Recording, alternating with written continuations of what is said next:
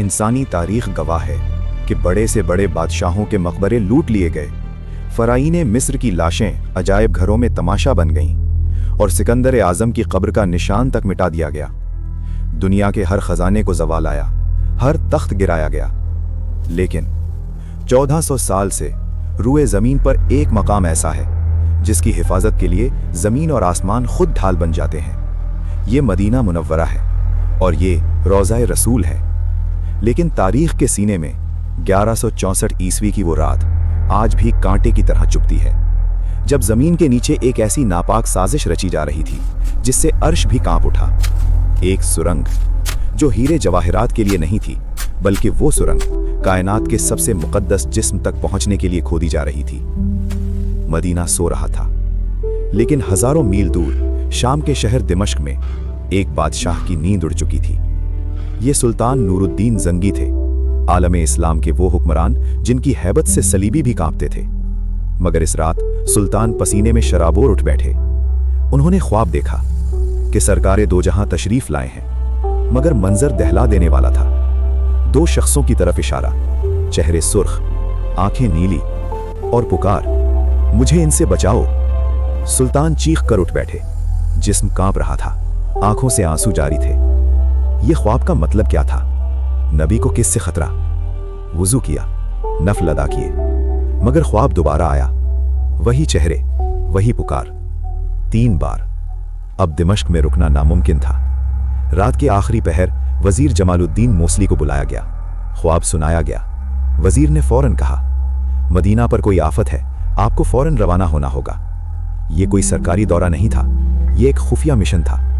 20 बेहतरीन घुड़सवार और बहुत सा मालो दौलत, और फिर दिमश्क से मदीना तक का सफर जो महीनों में होता था, सुल्तान ने सिर्फ 16 दिन में तय किया।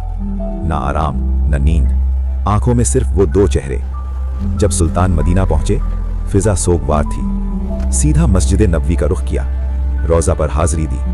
आंसू रुक नहीं रहे थे। मंसूबा बनाया गया, ऐलान हुआ कि हर शहरी को तोहफा दिया जाएगा। मकसद सिर्फ एक था, हर चेहरा सामने आए। लोग आते गए, सुल्तान देखते गए, मगर वो 2 चेहरे नजर ना आए। शाम हो चुकी थी, खजाना खाली हो गया, मगर तलाश मुकम्मल न हुई। फिर पूछा गया, क्या कोई रह गया है? जवाब मिला, सिर्फ 2 मगरिबी जायरीन जो कुछ नहीं लेते। सुल्तान की आंखों में चमक आई, उन्हें फौरन लाओ। छोटा सा मकान, मस्जिद के करीब, 2 अफराद, तस्बीह हाथ में, चेहरे पर जाहिरी नूर। मगर जैसी ही सुल्तान की नजर पड़ी, दिल ने गवाही दी, यही वो 2 चेहरे थे। सवाल जवाब हुआ, कस्में खाई गईं, मगर सुल्तान का यकीन मजबूत था। चटाई हटाई गई, फर्श ठोका गया, आवाज खोखली थी, इसे खोलो।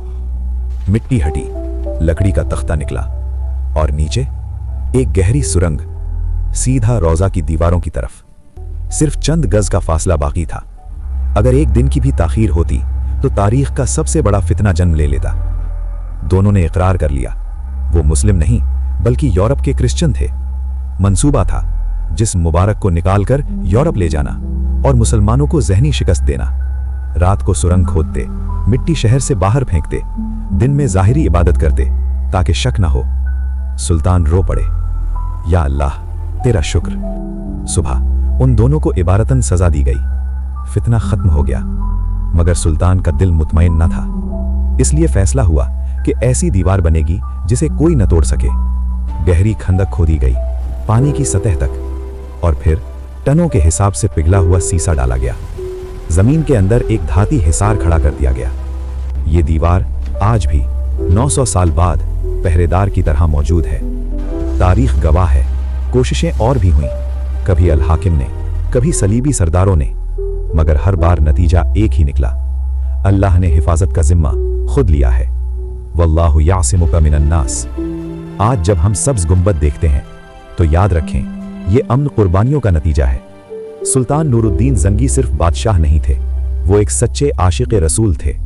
और जब भी हिफाजत की जरूरत होगी, अल्लाह किसी न किसी नूरुद्दीन को खड़ा कर देगा। अगर आपके दिल में भी मदीना की मोहब्बत है तो सल्लल्लाहु अलैहि वसल्लम लिखकर अपनी हाजिरी लगाएं। इस वीडियो को शेयर करें ताकि आने वाली नस्लें जानें कि दीन की हिफाजत कैसे होती है। अल्लाह हमें रोज़ा रसूल की ज़ियारत नसीब करे।